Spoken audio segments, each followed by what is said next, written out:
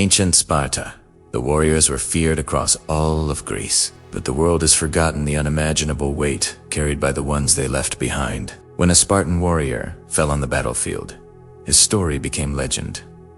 But his wife, his mother, his daughters, they entered a world of silent suffering, iron laws, and impossible expectations. Their grief was not allowed. Their tears were forbidden. Their future was controlled by the state, and what these women were forced to do after their husbands died is a chapter of history more shocking than any battle the Spartans ever fought. You're watching Biography Plus. In the ancient Greek world, Sparta was unlike any other city-state. It was a society built for war-shipped, sharpened, and hardened for a single purpose: to create the most disciplined warriors the world had ever seen. From childhood to adulthood, every Spartan male lived within a rigid system of training, combat, and sacrifice. But behind every warrior, behind every shield and spear, stood someone just as important, but far less remembered: the Spartan woman.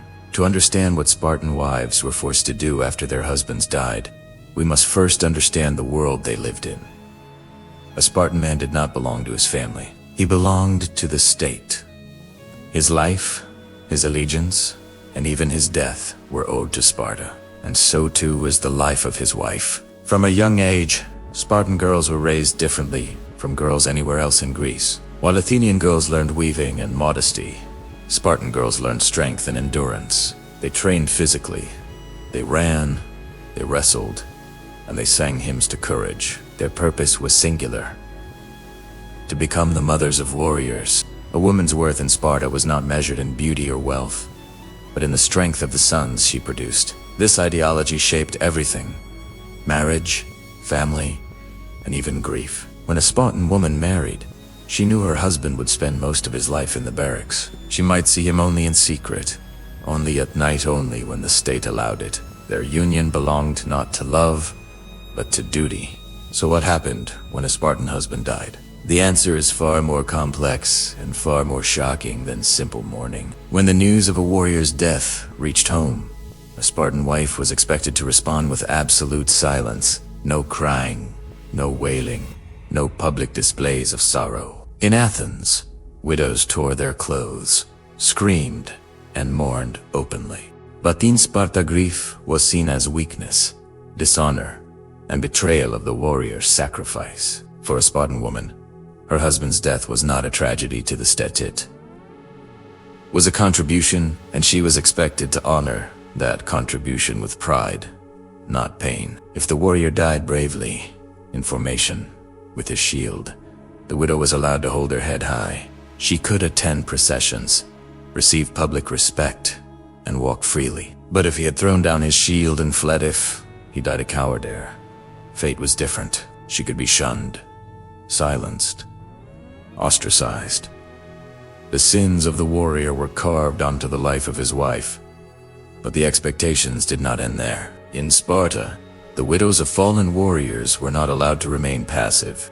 The state required them to continue producing children for the army. A Spartan woman was a vessel of strength for the nation, and her womb was considered property of the state. Many widows were pressured or even legally compelled to remarry quickly, not for companionship, but to continue the bloodline of warriors. Some widows, especially younger ones, were placed into state-approved unions, sometimes even with older men or with men already married. These arrangements were practical, transactional, and entirely devoid of personal choice. But the most startling part of this system was the leveret-like tradition Sparta quietly enforced. If a man died without children, his widow could be commanded to bear children with another Spartan citizen, sometimes chosen by the eldest to preserve the warrior's bloodline. This was not considered adultery. It was viewed as duty. The widow's life was not her own. Her body was not her own. Her future was not her own. And yet, within this harsh world, Spartan women developed an identity unseen elsewhere in Greece. They were strong, outspoken, educated, and economically independent. They could own land, inherit wealth, and manage estates in ways most ancient women never could. But this power came with a price. When their husbands fell in battle, they were expected to stand at the city gates, dressed in red, holding their children by the hand, and instead of weeping, they were required to smile with pride. They were expected to say the words Spartan mothers taught their sons when sending them to war. With your shield, or on it.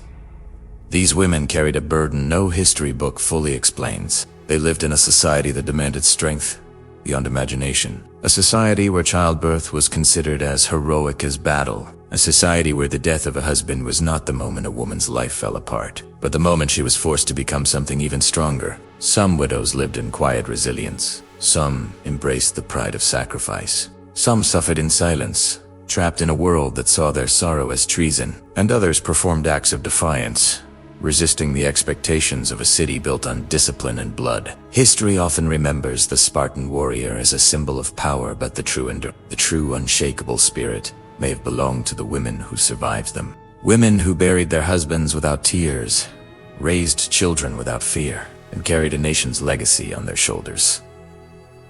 The story of the Spartan wife is not one of submission. It is one of invisible heroism. And perhaps, in the end, their silent sacrifices were the strongest shields Sparta ever forged. You've been watching Biography Plus.